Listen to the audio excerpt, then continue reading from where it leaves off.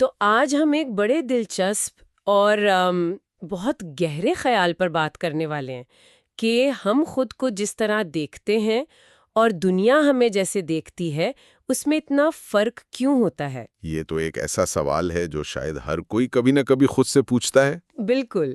اور ہمارے ہاتھ ایک یوٹیوب کی بہت ہی مختصر سی کلپ لگی ہے جو اسی خیال کو ایک تتلی کی مثال سے سمجھاتی ہے۔ آج ہم اسی چھوٹی سی مثال کو بنیاد بنا کر خود شناسی اور خود پر شک کرنے کی نفسیات کی گہرائیوں میں اتریں گے۔ تو چلیں شروع کرتے ہیں۔ جب آپ ایک تتلی کو دیکھتی ہیں تو ذہن میں کیا آتا ہے؟ ظاہر ہے اس کے خوبصورت رنگ، اس کے پر، اس کی نزاکت۔ اور تتلی کی خوبصورتی کو مثال بنانا بہت ذہانت کی بات ہے، کیونکہ یہ ایک عالمگیر علامت ہے۔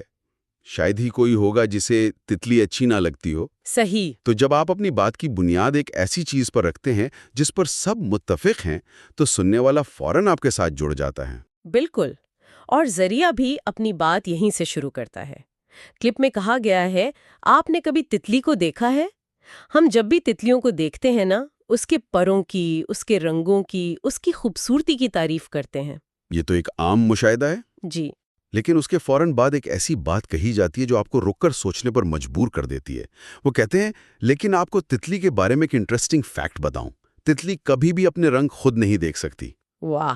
اور پھر اس نقطے کو سیدھا انسانی تجربے سے جوڑ دیا جاتا ہے۔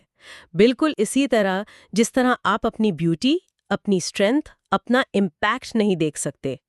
یہ تتلی والی بات سن کر میرے ذہن میں تو فوراً یہ سوال آیا کہ اگر ہم خود کو نہیں دیکھ سکتے تو پھر ہم اپنی قدر کیسے جانیں؟ یہ تو ایک بہت بڑا مسئلہ ہے۔ جی۔ یہ صرف مسئلہ نہیں بلکہ یہ انسانی نفسیات کا ایک بنیادی پہلو ہے۔ یہ جو تتلی کی مثال ہے نا، یہ دراصل امپوسٹر سنڈروم کی ایک بہت ہی شاعرانہ تصویر ہے۔ اچھا، امپوسٹر سنڈروم وہ کیا ہوتا ہے؟ یہ ایک ایسا نفسیاتی تجربہ ہے جہاں لوگ اپنی کامیابیوں کو، اپنی صلاحیتوں کو اندر سے تسلیم نہیں کر پاتے۔ انہیں ہر وقت یہ ڈر لگا رہتا ہے کہ وہ ایک دھوکے باز ہیں اور ابھی ان کی حقیقت سب پر کھل جائے گی۔ مطلب باہر سے دنیا ان کی تعریف کر رہی ہوتی ہے لیکن اندر سے وہ خود کو اس کے قابل نہیں سمجھتے۔ بالکل، بالکل اس تتلی کی طرح جسے اپنی سب سے بڑی خوبصورتی یعنی اپنے پروں کے رنگ نظر ہی نہیں آتے۔ واہ، یہ تو بہت گہری بات ہے۔ مطلب یہ صرف کوئی احساساتی مسئلہ نہیں، اس کی باقاعدہ نفسیاتی جڑیں ہیں۔ جی بالکل، اس کی ایک سائنسی وجہ بھی ہے۔ انسانی دماغ میں ایک چیز ہوتی ہے جسے نیگیٹیوٹی بائس کہتے ہیں۔ منفی رجحان؟ جی، منفی رجحان۔ ارتقائی طور پر ہمارا دماغ مثبت چیزوں کے مقابلے میں منفی چیزوں یعنی خطرات اور خامیوں پر زیادہ توجہ دینے کے لیے بنا ہے۔ اچھا۔ یہ ہمارے آباء و اجداد کے لیے زندہ رہنے کی ضمانت تھی، کیونکہ ایک خطرے کو نظر انداز کرنا موت کا سبب بن سکتا تھا، جبکہ ایک خوشی کے موقع کو نظر انداز کرنے سے زیادہ نقصان نہیں ہوتا تھا۔ اور ہمارا دماغ آج بھی ویسے ہی کام کرتا ہے۔ ایگزیکٹلی۔ ہم اپنی 10 کامیابیوں کو بھول کر ایک ناکامی پر پریشان ہوتے رہتے ہیں۔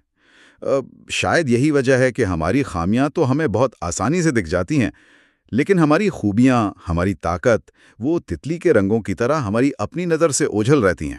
اور زاریہ صرف خوبصورتی یا طاقت کی بات نہیں کرتا، وہ ایک اور لفظ استعمال کرتا ہے، امپیکٹ، یعنی وہ تاثر جو ہم دوسروں پر چھوڑتے ہیں۔ یہ بہت اہم نقطہ ہے۔ اور امپیکٹ سے مراد صرف کوئی بڑا کام نہیں ہے نا؟ مطلب وہ چھوٹا سا مثبت اثر، وہ تاثر جو ہم انجانے میں دوسروں پر چھوڑ جاتے ہیں، اکثر ہمیں خود اس کی خبر نہیں ہوتی۔ بالکل۔ کسی دوست کو مشکل وقت میں دیا گیا کوئی مخلص مشورہ ہو سکتا ہے، یا کسی اجنبی کے لیے کی گئی ایک چھوٹی سی مہربانی۔ جی، یا صرف ہماری موجودگی جو کسی کے دن کو روشن کر دے۔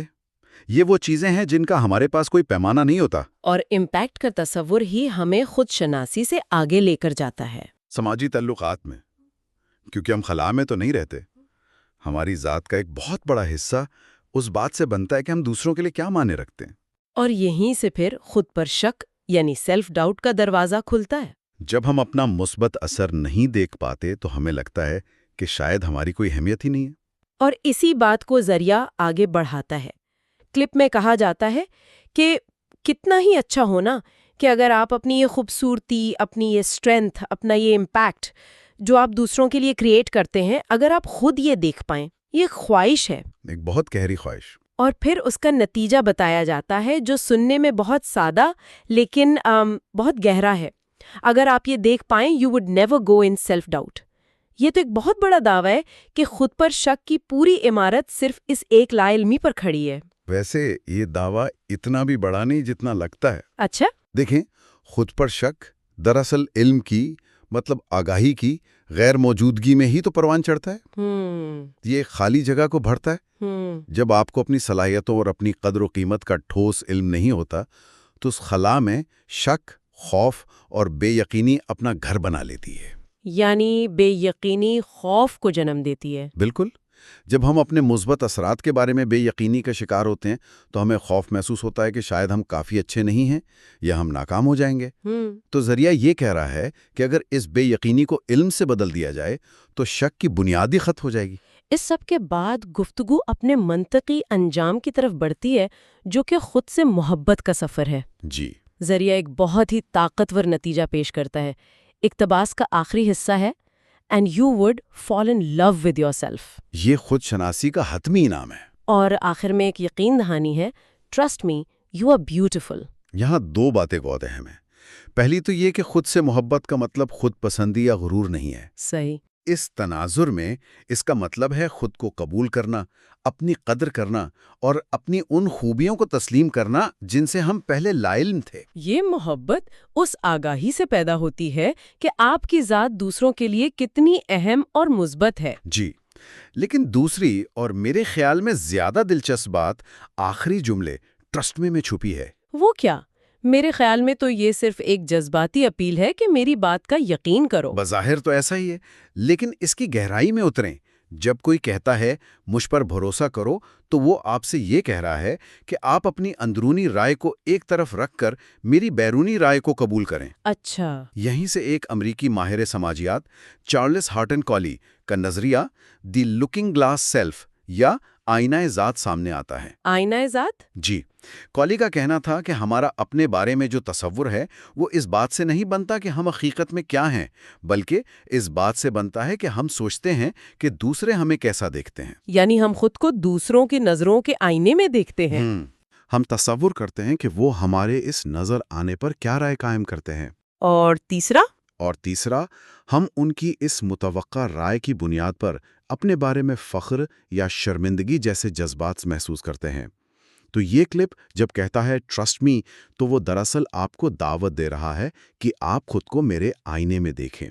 یہ تو بہت ہی دلچسپ نکتہ ہے، لیکن کیا اس سوچ میں ایک خطرہ بھی نہیں؟ کیسا خطرہ؟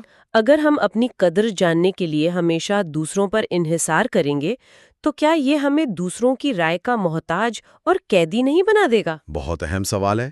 مطلب اگر کوئی ہماری تعریف نہ کرے یا اس سے بھی بدتر غلط لوگ ہم پر تنقید کریں تو پھر کیا ہوگا؟ پھر تو ہمارا یہ آئینہ ذات بالکل ٹوٹ جائے گا۔ آپ نے اس گفتگو کی سب سے بڑی کمزوری کی طرف اشارہ کیا ہے۔ یہ بات سننے میں تو بہت اچھی لگتی ہے کہ ہم دوسروں کی آنکھوں سے خود کو دیکھیں، لیکن ہمیں یہ بھی دیکھنا ہوگا کہ ہم کن لوگوں پر بھروسہ کر رہے ہیں۔ صحیح، ہر آئینہ صاف نہیں ہوتا۔ بالکل، ہر تعریف سچی نہیں ہوتی اور ہر تنقید غلط نہیں ہوتی۔ اس آئینے کو بہت احتیاط سے چننا پڑتا ہے۔ اگر آپ کا آئینہ زہریلے دوست ہیں یا حاسد ساتھی یا ایک غیر حقیقی معیار قائم کرنے والا معاشرہ ہے تو آپ کا عکس ہمیشہ ٹیڑھا اور بدصورت نظر آئے گا۔ تتلی کی مثال بہت خوبصورت ہے، لیکن یہ اس بات کا جواب نہیں دیتی کہ اگر تتلی کو کوئی کوا بتائے کہ تمہارے پر کتنے بیکار ہیں تو اسے کیا کرنا چاہیے۔ صحیح کہا۔ تو اس کا حل کیا ہے پھر؟ کیا ہمیں دوسروں کی رائے کو مکمل طور پر نظر انداز کر دینا چاہیے؟ لیکن پھر ہم اپنی ان خوبیوں کو کیسے جانیں گے جو ہمیں خود نظر نہیں آتی؟ یہ تو ایک چکر ہے۔ حل توازن میں ہے۔ ہمیں مکمل طور پر نہ تو اپنی ذات میں قید ہونا ہے اور نہ ہی دوسروں کی رائے کا غلام بننا ہے۔ تو پھر بیچ کا راستہ کیا ہے؟ حل ایک ذاتی بورڈ آف ڈائریکٹرز بنانے میں ہے۔ یعنی آپ کی زندگی میں چند ایسے قابل بھروسہ لوگ ہونے چاہیے جن کی نیت پر، جن کی سمجھداری پر آپ کو یقین ہو۔ اچھا۔ یہ آپ کے استاد ہو سکتے ہیں، قریبی دوست، خاندان کے افراد یا کوئی مینٹور۔ جب وہ آپ کی کسی خوبی کی نشاندہی کریں تو اسے محض خوشامد سمجھ کر رد نہ کریں، بلکہ اس پر سنجیدگی سے غور کریں۔ جی، ان کی رائے کو ایک ڈیٹا پوائنٹ کے طور پر استعمال کریں، حتمی فیصلے کے طور پر نہیں۔ آہستہ آہستہ ان مختلف معتبر آئینوں سے ملنے والے ایکسوں کو جوڑ کر آپ اپنی ذات کی ایک زیادہ مکمل اور متوازن تصویر بنا سکتے ہیں۔ تو جب ہم ان سب ٹکڑوں کو جوڑ کر دیکھتے ہیں، تتلی کی لا علمی، ہمارا منفی رجحان، وہ امپوسٹر سنڈروم کا احساس اور دوسروں کی نظر کا آئینہ، تو ایک بہت واضح تصویر ابھرتی ہے۔ جی، اس مختصر سی کلپ کا پیغام صرف یہ نہیں کہ آپ خوبصورت ہیں، بلکہ یہ ہے کہ خود کو جاننے کا عمل ایک پیچیدہ سفر ہے۔ یہ صرف اندر جھانکنے کا نام نہیں، بلکہ باہر کی دنیا سے ملنے والے اشاروں کو سمجھداری سے استعمال کرنے کا بھی نام ہے۔ بالکل۔ اور حتمی مقصد یہ نہیں ہے کہ آپ کو اپنی قدر جاننے کے لیے ہمیشہ بیرونی آئینے کی ضرورت پڑے۔ حتمی مقصد یہ ہے کہ ان بیرونی آئینوں کی مدد سے آپ اپنے اندر ایک ایسا آئینہ بنا لیں جو صاف ہو، جو آپ کے منفی رجحان سے دھندلا نہ ہو، اور جو آپ کو آپ کی اصل تصویر دکھا سکے۔ جب آپ کو اپنی طاقت اور اپنے مثبت اثر کا اتنا ٹھوس اندرونی احساس ہو جائے، تو پھر باہر کی تعریف آپ کو مغرور نہیں کرے گی، اور باہر کی تنقید آپ کو توڑے گی نہیں۔ کیونکہ آپ اپنی قدر جان چکے ہوں گے۔ ایگزیکٹلی۔ آج ہم نے ایک بہت مختصر پیغام کی گہرائی میں جا کر دیکھا کہ کس طرح ایک تتلی کی سادہ مثال ہمیں خود شناسی، نفسیات اور سماجی تعلقات کے بارے میں اتنے بڑے اسباق سکھا سکتی ہے۔ یہ واقعی حیرت انگیز ہے کہ چند جملوں میں کتنی حکمت پوشیدہ ہو سکتی ہے۔ اور یہ گفتگو ہمارے سامعین کے لیے ایک اہم سوال چھوڑ جاتی ہے۔ جی، ذریعہ ہمیں یہ بتاتا ہے کہ ہم اپنے پروں کے رنگ خود نہیں دیکھ سکتے۔ اس سے سوال یہ پیدا ہوتا ہے کہ اگر ہم خود اپنی خوبیوں کو براہ راست نہیں دیکھ سکتے تو ہماری زندگی میں وہ قابل بھروسہ آئینہ کون یا کیا ہو سکتا ہے جس میں ہمیں اپنی اصل خوبصورتی اور اثر کا عکس نظر آئے۔ وہ آئینہ کس شکل میں ہو سکتا ہے؟ کیا وہ آپ کے کسی عزیز کے سچے الفاظ ہیں؟ آپ کے کام کے وہ مثبت نتائج ہیں جنہیں آپ نظر انداز کر دیتے ہیں؟ یا وہ گہرے رشتے ہیں جنہیں آپ نے محنت سے بنایا اور نبھایا ہے؟ میرے خیال میں اس آئینے کو پہچاننا اور پھر اس پر بھروسہ کرنا شاید خود اعتمادی کے سفر کا سب سے اہم قدم ہے۔